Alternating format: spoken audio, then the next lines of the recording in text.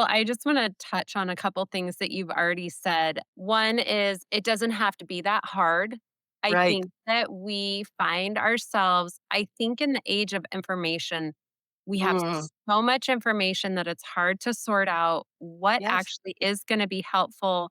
I Right. love that you have 4 easy steps because when you are going through peri and menopause and you have aging parents, you have kiddos who are maybe leaving the nest, and that is a whole situation in and of Yes. itself. Mhm. Marriages often blow apart, Right. new things form. I mean, life is just in such a flux. You don't have time or energy to figure out which diet plan is going to work as your body is changing so rapidly. No. Hi, I'm Missy Macholka, the menopause midwife. I'm here to break down all the things about menopause and hormones that seem overly complicated, which is pretty much everything. With over 10 years of experience catching babies and 2 decades of intuitive massage therapy practice, I have spent the last few years deep diving into all things menopause to figure out why so many women are suffering and why there seems to be so much confusion about hormones and menopause. Calling on my midwifery experience and my desire to help women attain and maintain full autonomy, I will stay next to you during this life transition and help to explain the options as you step into your power and find optimal health. Hello, my lovelies. Today, my guest is Dr. Ginny Trierweiler. She's the author of the best selling book, Slender for Good After 50. Eat more, stress less, and never diet again. I love that title. She's a psychologist with over 30 years' experience helping people transform their thinking and habits for a healthier life. She's faced her own challenges with weight gain and declining health in her 40s and saw her vision of a vibrant, healthy future slipping away. Frustrated by the lack of clear, credible guidance on healthy, sustainable weight loss, Dr. Ginny delved into research to find effective solutions. What she discovered was both simple and powerful. 4 fundamental principles of truly healthy eating that naturally reset the body to a healthy weight. After successfully overcoming her own weight issues and achieving freedom from disordered eating and drinking, Dr. Ginny committed to helping others achieve similar breakthroughs. With additional certifications as a health coach, an alcohol freedom coach, and a hypnotherapist, she designed the Slender for Good program, which has proven highly effective for sustainable weight loss in a world full of ineffective solutions. Welcome, Dr. Ginny.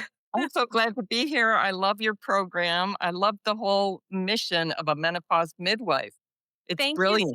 much. Thank you. I think that our two worlds are going to intersect beautifully because, as we were talking before we got on the air, I don't have a real format for diet for my ladies at this time. And so it's really nice for them to hear about options that they can incorporate into their own lives. But before we get there, I never promise weight loss in my practice because I work with hormones. So I really focus on the optimization of the hormones so that my ladies can feel better and then in turn continue to or begin to make better food and movement choices for their bodies. Mhm. Sometimes we need a plan or some framework for what's next because it can all feel really, really overwhelming.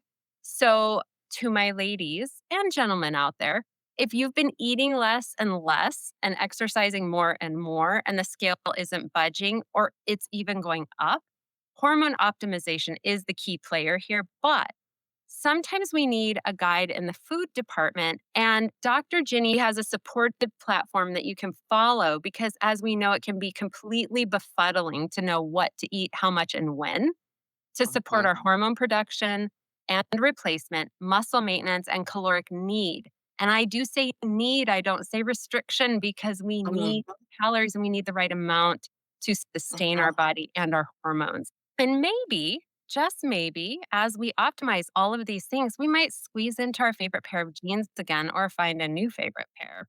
So, with all that said, remember, my people, that staying strong is always our goal. I am never going to push for thinner over strong. Mhm. I always want strong over skinny. We must stay strong as we age so that we stay active and we have lots of muscle around our bones. We want that because it's like Mm, our padding. And I've heard one person refer to them, our muscles are our spanks for our bones. mm, Want that we mm, keep them tucked in and we keep them really strong.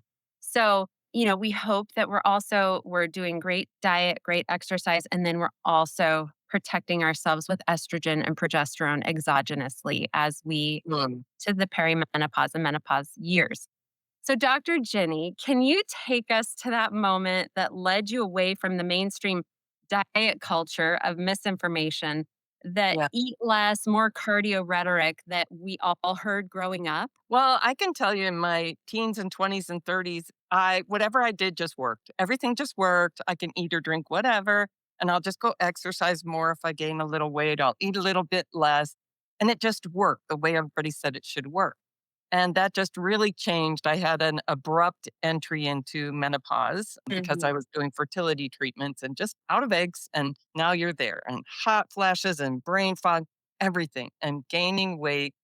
And it was so disconcerting. I went and did the things I knew: eat less, exercise more. And it just made things worse. And that was extremely frustrating. For the next 10 years, I kept trying what I thought should work and wasn't working, which is that definition of crazy, right? Continuing to do the same thing and expecting different results.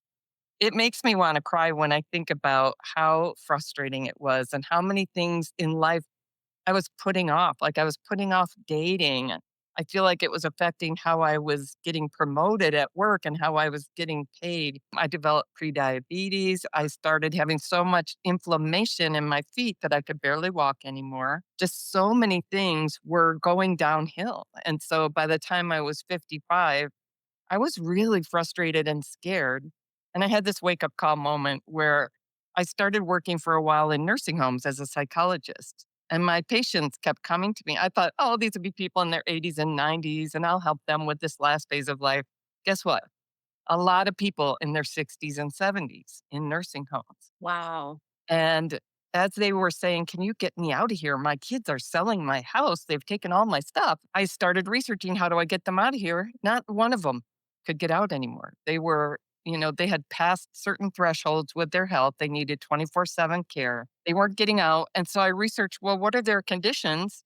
Well, it was all these metabolic related conditions: diabetes and heart disease and high blood pressure and stroke and dementia and cancer.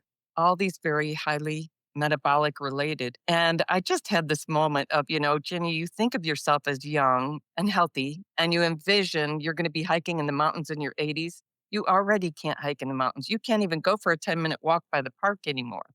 Like, this is not turning around by wishful thinking or by eating less and exercising more. So I wanted to lose weight because by that point I was 60 pounds overweight. But I also wanted to see if I could reverse some of these conditions, like prediabetes was a big, scary one to me. So then I thought I knew what healthy eating was and I thought I was doing it. But I'm trained in evidence based practices. So I had this moment where I thought, well, are you clear enough about what healthy eating is that you could write it out in a manual and you could test your fidelity to this approach? Absolutely not. And I thought, well, you don't really see great results without evidence based practices in general. So, what are the evidence based practices? So, I didn't find them out there generally. So, I went and looked at the research, looked at hundreds of studies. What dietary changes predict healthy heart and healthy blood pressure and healthy blood sugar and weight loss? And it was the same fundamental principles that rose to the top for all of those.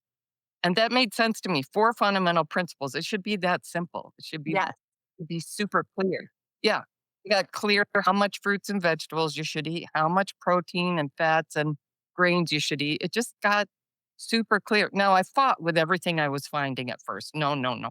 I don't want to eat that many vegetables. I don't think that's right. That's just mean. But I'm a trained researcher. So I said, you know what? What if you just check if it is real by testing it in your life? At first, implementing these four principles, I was crying. Nobody was guiding me. I didn't know if it was going to work. I didn't know if I was going to end up in a nursing home. I thought it was going to suck. And after a couple weeks, I realized this doesn't suck. I'm liking this. And the weight is starting to come off for the first time in 10 years, starting to feel more energy. The hot flashes are going away. That problem with walking and my feet completely reversed, the prediabetes reversed, and all that weight came off. It probably took a year, and then I started finding there's hundreds of people eating this way, and it's working for all of them. I love the couple I just wanna touch on a couple things that you've already said. One is it doesn't have to be that hard. I Right. think that we find ourselves I think in the age of information, we have Mm. so much information that it's hard to sort out what Yes. actually is gonna be helpful, and, there's a lot of repetitive information out there. I think people just a lot of times like to hear themselves speak or people write more papers about the same thing, Right. and it's very hard to sort that out if you don't have time to sort it out, which nobody really does, but we all have our pain to passion story. Right. Not Right. I know that's kind of overused, but it's really true. I think we find our way that's how I found my way to menopause midwifery, because Mhm. to me, everything seemed so complicated in Yes. hormone replacement for Yes. peri and menopause, and I was like, "Hey, it cannot be this complicated," and when I dove into it and broke it all down, I Right. love that you have 4 easy steps because when you are going through peri and menopause and you have aging parents, you have kiddos who are, maybe leaving the nest, and that is a whole situation in and of Yes. itself. Mhm. Marriages often blow apart, Right. new things form. I mean, life is just in such a flux you don't have time or energy to figure out which diet plan is gonna work as your body is changing so rapidly. Well, there's so much misinformation out there. Mhm. Most of the people I work with are smart, successful women in their 50s and 60s. They've cared about this. They've researched it. Yeah. They don't have the training I have, right? To go and look at the research from this evidence-based lens. I feel like it's virtually impossible for people to find good, trustworthy answers out there. It's ridiculous. Nothing replaces good care in that Yes. walking next to someone through their process and being Yes. available for questions and creating something that puts the power back in the person's hands. When you say 4 things, I can remember 4 things, you can remember Yes. 4 things, and a person who's just in the crazy time of their life, they can remember 4 things. So, Yes. maybe I have so many questions for you, but can we just dive into what the 4 things are? What I will tell you is the number one thing that it all centers around is the first fundamental principle. And this is how I say it: you have to eat abundant, highly nutritious foods. This is not saying you need to eat less. A lot of us find we have to eat more actually to get the results that we want. That's really the first thing I want people to understand. You need to know what the highly nutritious foods are because they don't have packaging that says they're really good for you. The things that say that tend to be lies, but the real highly nutritious foods, we need to eat a lot of that. And so when you say highly nutritious, can you give us just a highlight of a handful of things that you would reach for? It's mostly real food, though I will say when I just tried to research whole food, it didn't get me very far. But it's basically like what I found out is how much vegetables we have to eat to really get great results, how much fruit, how much proteins. Some people eat plant proteins and some eat animal proteins, some eat a mix, and fats and whole grains. And whole grains is really the last thing I figured out. I knew there was a problem with grains, but cutting out grains altogether doesn't tend to be a good idea according to the evidence. So that's what I'm talking about is just eating real food. And I think we've been learning for the last, I don't know, 5 to 8 years is you don't shop in the middle of the grocery store. You kind Yes. of shop around the periphery because that's Yes. where, your produce is and Yeah. your dairy and eggs and things that are not in packages. And I think a lot of people already know that, but it's always good to hear that. And it's for me, I get kind of stuck in food, like the same 3 things. And Yeah. so, Yeah.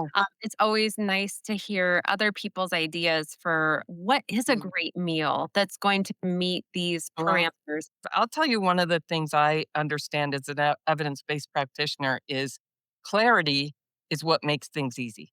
Being super clear. This is how much of this is I'm going to eat. This is going to be my breakfast. This is going to be my lunch. This is going to be my dinner. In between snacks, I don't do that.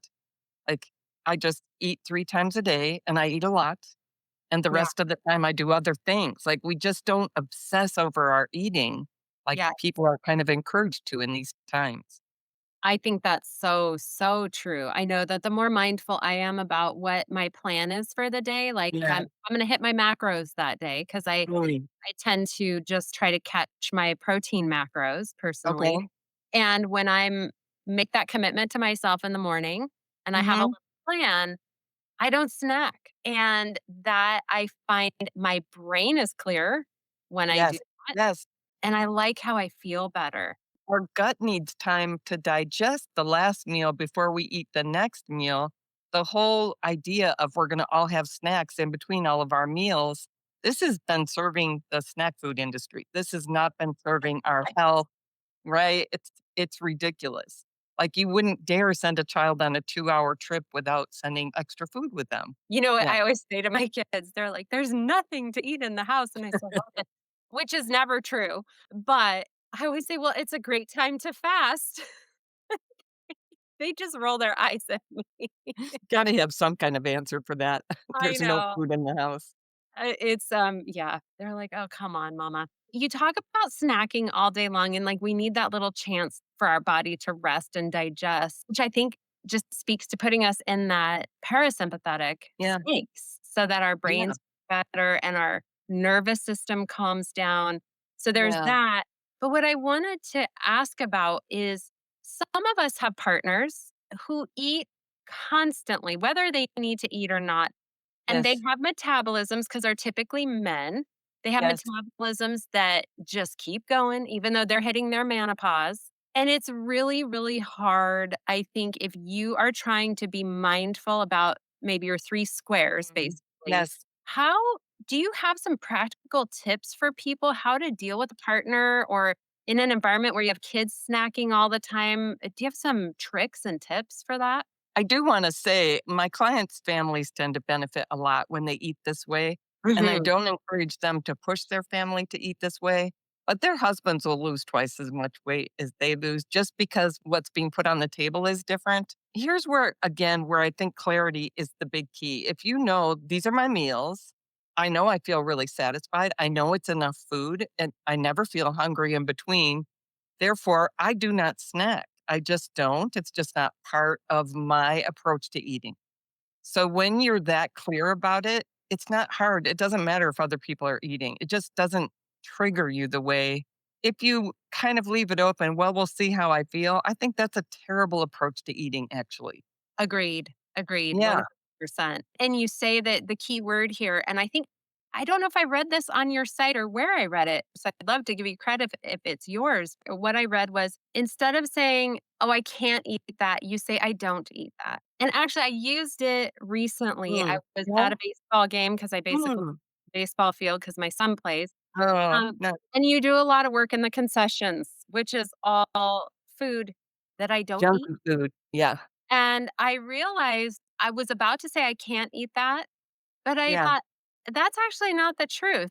Not true. I don't eat that food because Right. I know that it makes I d and I'm there's no judgment on anybody else about Right. this, Yeah. and you do you, but when I eat that food, I feel like garbage, Yeah. and so I just don't eat it, and so I thought that the word "don't" is very powerful instead of "can't," because "can't" sounds like something that's happened to you, whereas "don't" is a choice. That kind of psychology piece is massive, really, for changing our eating. I don't It choose to eat that. I just don't eat that. It's between meals right now, so I don't eat between meals. and it's no judgment on anyone else, and I think, at some turns, you will have people go, "Oh, well, she doesn't eat that," but Yeah, that's okay right.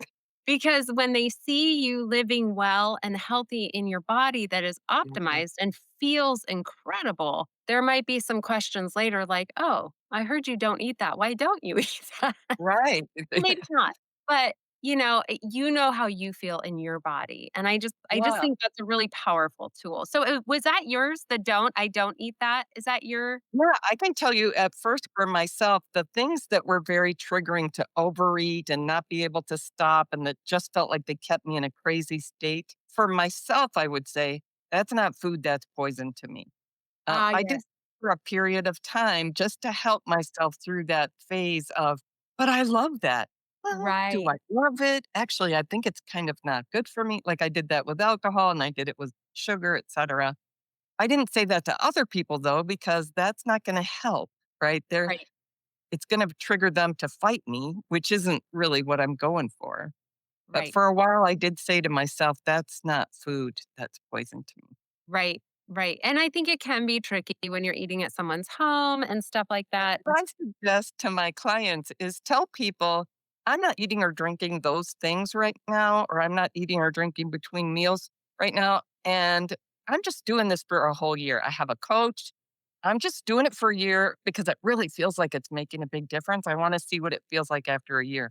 It kind of tells people you don't need to fight with me. You don't need to persuade me to do what you're doing, right? It's something you're choosing. And so far it's going well. So why would they argue with you? And it almost rings of that, what people do, like dry July or, Yeah. whatever. They pick a month and they're gonna not drink. And nobody argues with them. Or Yeah. if you're in on Lent, you've given up sweets for Lent or whatever it is, or some religious holiday, people don't fight with you on it. And so I think that's a really lovely frame to say, "Hey, I'm trying this for a year. I'm just, this is great." So your reframe is wonderful. So that's number one, pillar number one. What is pillar number two? It is we eat meals, not snacks. So we already touched on that. And some people do this differently. I really thought I couldn't do this. I really thought I needed to have food between meals because I used to get dizzy when I would stand up all the time. I was working in healthcare and I would stand up and I'd like have to lean against the wall. It was really embarrassing. I didn't realize I was artificially elevating my insulin over and over and over by doing that. So Mhm, when I decided I'm just going to try what's recommended by the research and I'm just going to eat meals and not snacks, you have to eat enough at each meal. mhm, That's one of the big keys. But when mhm. I did that, pretty soon the blood sugar changed. I could feel it, right? I didn't get those dizzy spells and the weight started coming up. I know I hear that so much. Like you said, "Oh, no, I have to eat all the time because I'm just gonna get dizzy." And you are so right. With my clients, I generally say, I recommend you try it for a while. Try 3 meals a day. You have to eat enough at Right. each meal. So we're filling our plate with vegetables. So where I grew up in the Midwest, it was a big chunk of meat and then some potatoes and then some canned green beans, right? We don't plate it like that. We are filling our plate with vegetables. We're generally not having things like potatoes. They're not really adding a lot of nutrition for us.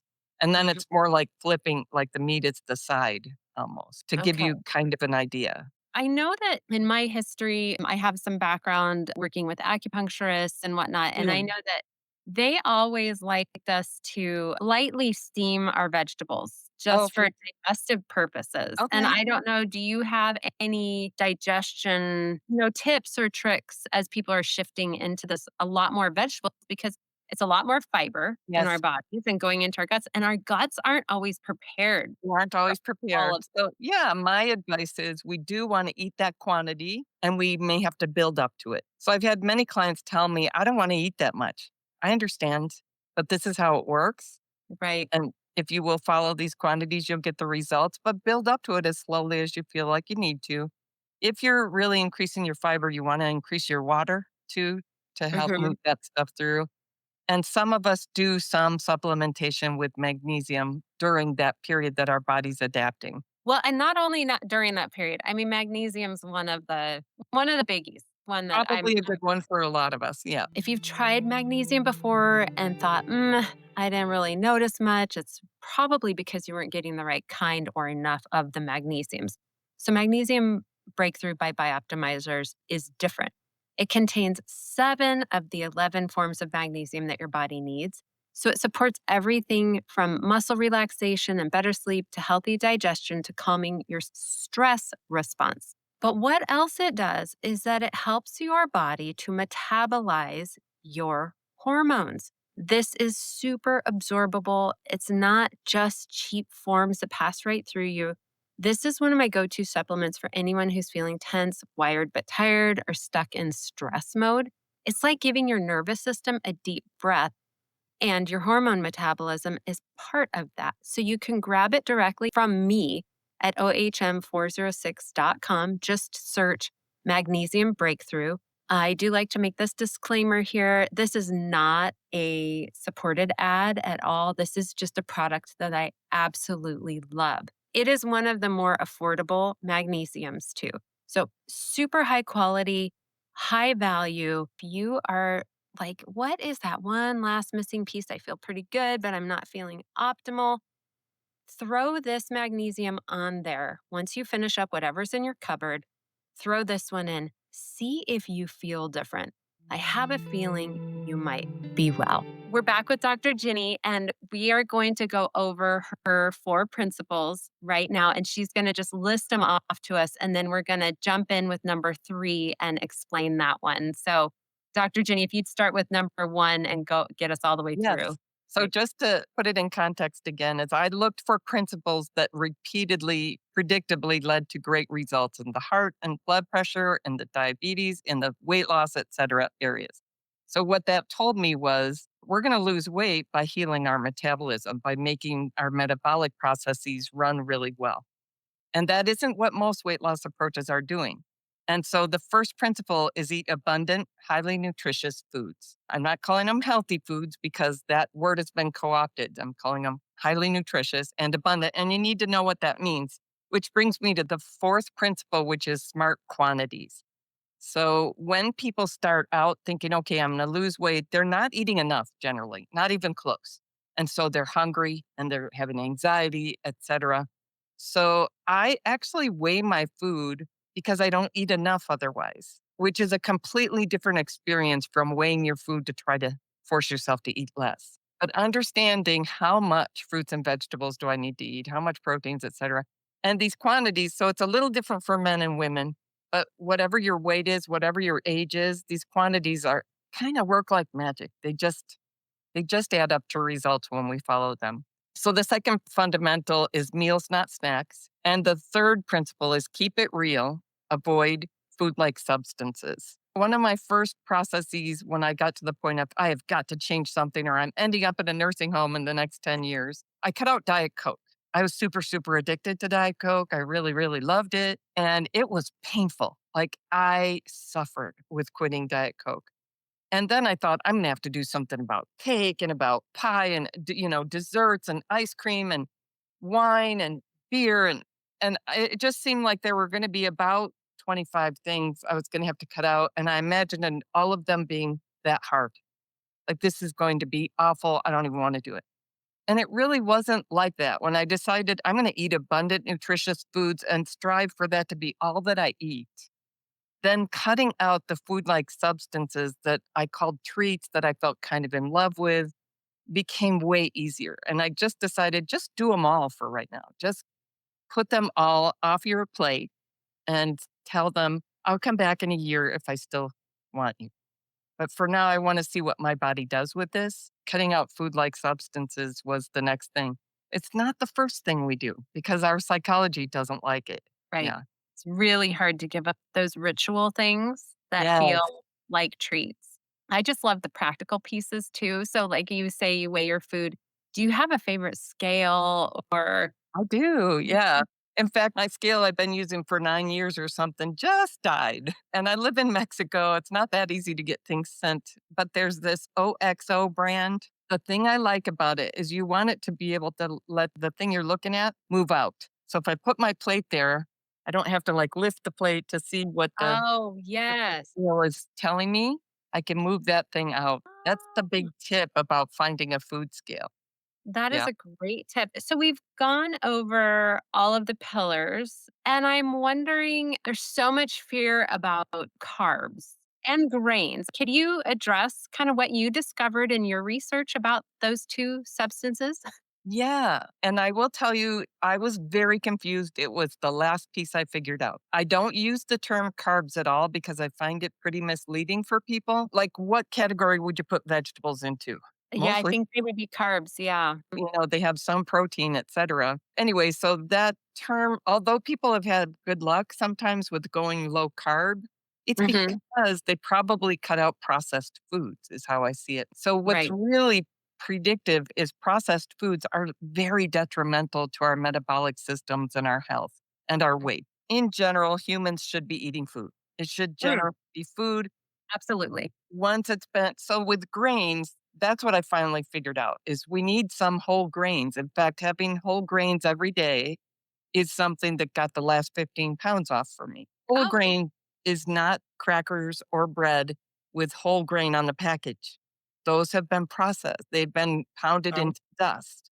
And that really changes the nutrient accessibility for our body when that's done. I prefer oatmeal, but also there's wheat, there's buckwheat. I really like buckwheat when I can get my hands on it. Rice, quinoa. Oats can be really irritating to some people. Have you found that with some of your people? I've heard it. I haven't seen it with my clients. Yeah, I've seen it a fair amount, and so I like Mm. buckwheat is one of my favorites if I'm gonna have Mm. someone and also white rice, actually, Okay. because the hull on the brown rice can tend to really, really bloat people, and actually, this brings up something I was hoping that we would chat about for a second, is a continuous glucose monitor. When you wear one of those, it's really fascinating to see what your food is What doing to your spikes your triggers? Yeah. and what I've found and what I have heard several people since Mm. I wore one and asked them about it is that white rice spiked me, but I came through the white rice much quicker. And so it seems that my body just processes it a little better, even though you would think that the brown rice is more of a whole food, which it Yeah. is. Right. But I think everybody is different, and some people's blood sugars might do something completely opposite. Some Right. people can handle, I don't know, sweet potatoes, and some people can handle black beans, and vice versa. Yes. It can be tricky to find what people are responding to well. Yeah. Are you able to help people kind of through that as they're finding what works for them? Yeah, so they'll find the proteins they like, they'll find the grains they like, they'll find the fruits and vegetables they like, and the fats they like.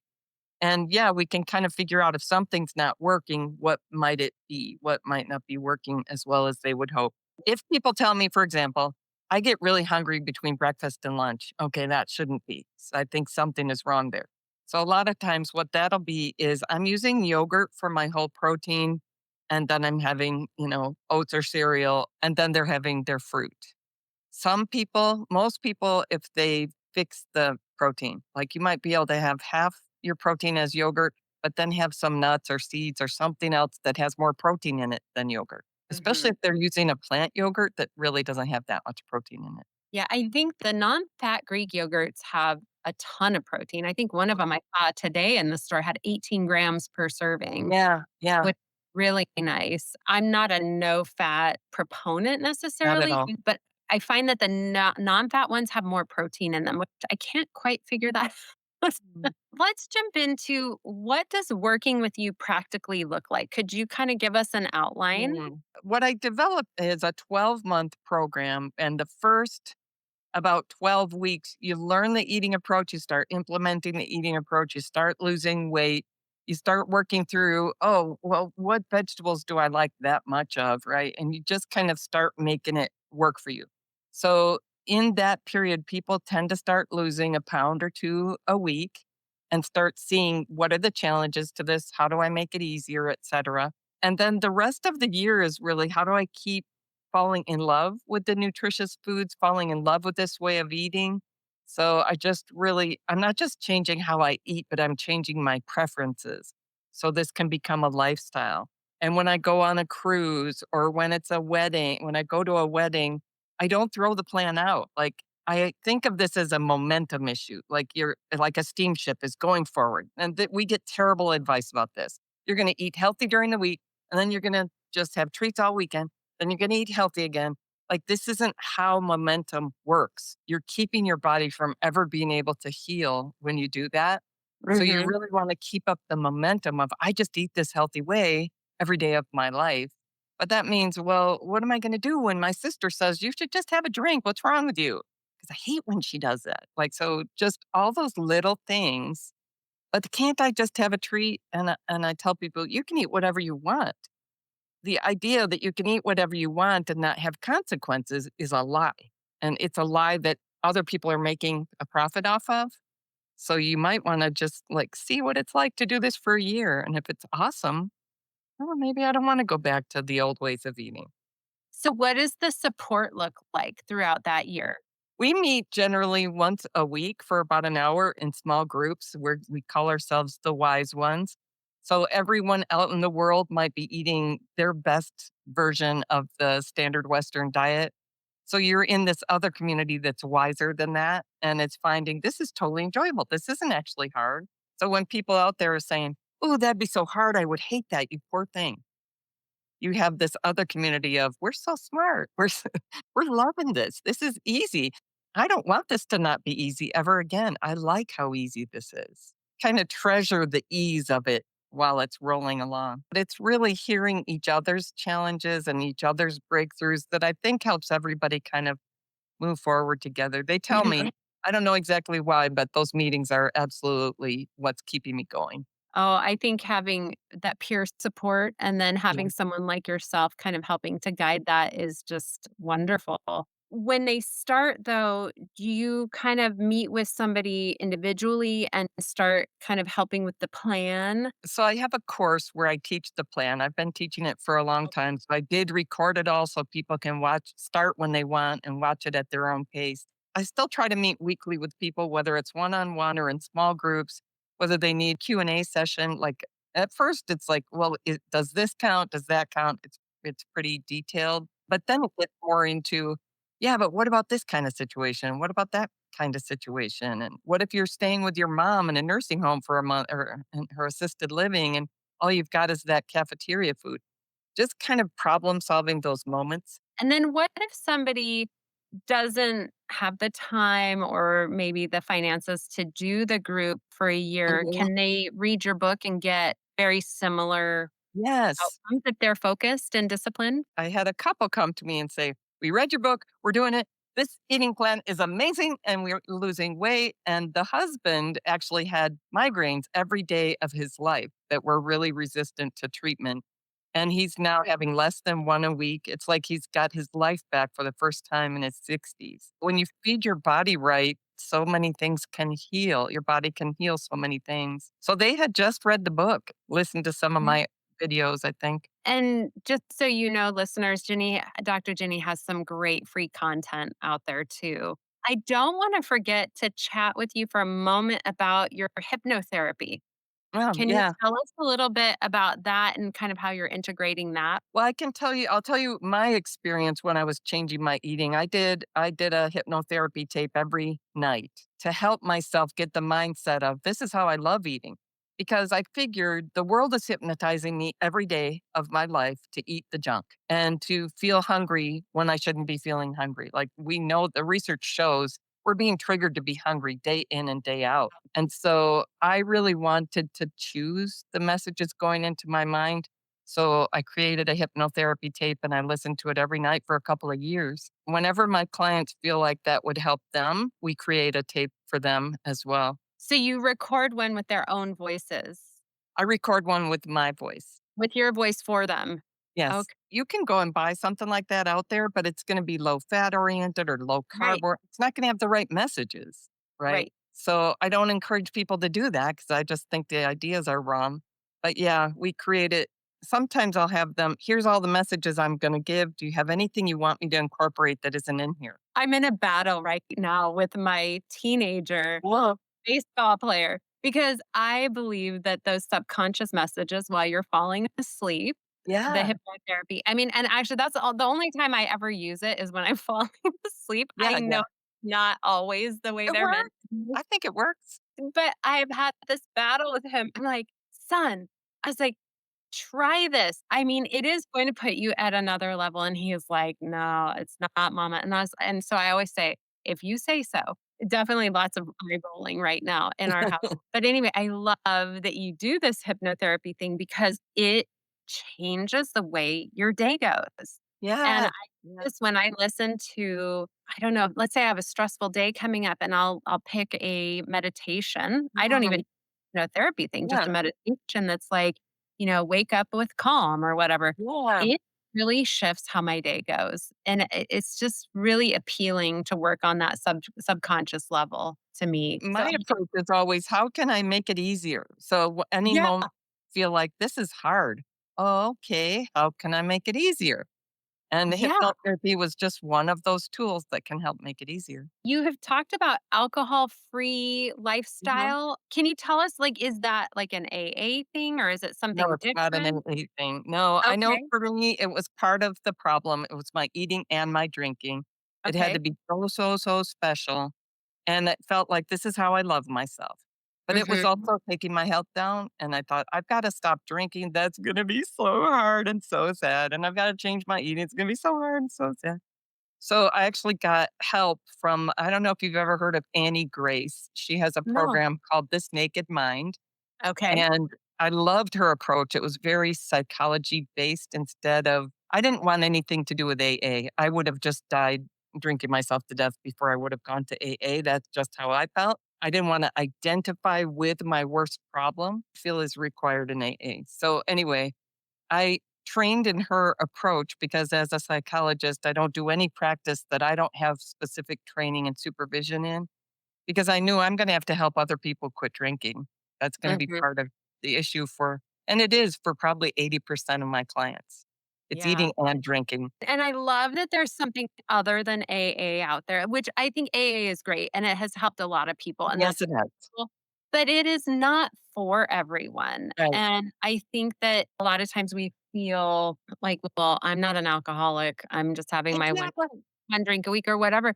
And that's fine. And no, you're not maybe an alcoholic by all the Yeah, definition in the medical books. But is it harming your health? And is right. it harming your success in what your goal is for your Yes. body? It doesn't seem like anybody does healthy eating very well if they're also drinking regularly. Yeah, no, I agree. And I think, again, to just touch on that, those zero proof drinks that are out there, one of my favorite ones is called Ritual, and it's a zero Mhm. proof tequila. And I'm a Mm. margarita girl, but Yeah.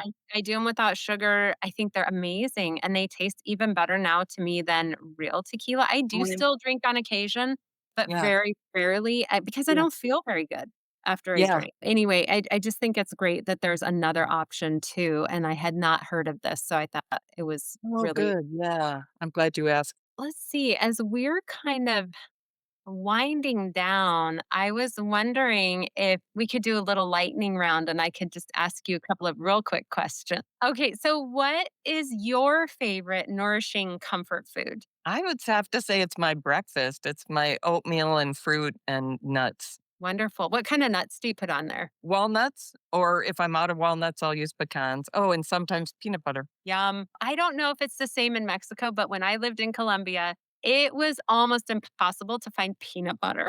Nuts without sugar in it. There's peanut butter here, but it all has sugar Oh, in it. I have to order it to get Kirkland, which doesn't have any added sugar. right. Oh, that's hilarious. Okay, and what is one daily practice that keeps you grounded? I have a prayer practice that's chanting. I've been practicing Buddhism for over 40 years and it is amazing. I love it. Yeah, and it really helps me start my day with energy and a grounded kind of energy. Oh, that's lovely. I love that. One last quick rapid fire. What would you be doing if you weren't running Slender for good? Probably music. That's my Oh, other kind of major love. Clarinet player and sax minor and voice. awesome. Oh my gosh. Well, see, I should have asked you to sing our opening. Oh yeah, that would have been awesome. Oh, and I always close with this question. You're Mhm. stuck on a deserted island and you can only bring 3 to 5 supplements or health products. Mm. What is coming with you and why? Think the main thing to me would be I need to bring whatever I need to be able to access the fruits and vegetables on the island. So maybe Access. you're bringing a knife I and think that's it. Yeah. something to make fire or Right. something. That's all I could think of when you asked that. Yeah. Okay, that's fair. Fair enough. I had one guest say that she would bring her lotion because she can Lotion. live without her lotion. Yes. So, you know, Okay. every everybody has their Maybe a answers. volleyball. I'm kind of picturing a volleyball. A little entertainment. Yeah. Or maybe a good t maybe something to play music. Yeah. Yeah. Well, is there anything we've missed or anything you'd like to share before we wrap up? I think the thing I just like to say is your eating approach should be simple and wise and something you can just easily do for your whole life. And if you're constantly feeling like you have to search for tips and answers, you're in a bad place. And that's where our environment leads us. So get out of there and look for what is going to be my simple, wise approach. And then watch how it works for your body. And Dr. Ginny, where can listeners get your book or connect Yeah. with you online or sign up for your program and explore the coaching Yeah, option? they can go to slenderforgood.com. They can find my book to buy on there. If people like to go to Amazon, it's also there in Kindle and paperback. I've got some great reviews. Please leave a review if you like it. Well, Dr. Ginny, thank you so much for joining us today on the Menopause Midwife. If today's episode made you rethink how you are nourishing your body, please consider sharing it with a friend, rate the show, and leave a review. I also really love feedback and ideas for next episodes. And always remember to get your bead of sweat. Be well. Thank you for joining me here today on the Menopause Midwife. If you'd like more information or to work with me, feel free to check out my website and book a wellness consultation at ohm406.com. Be well.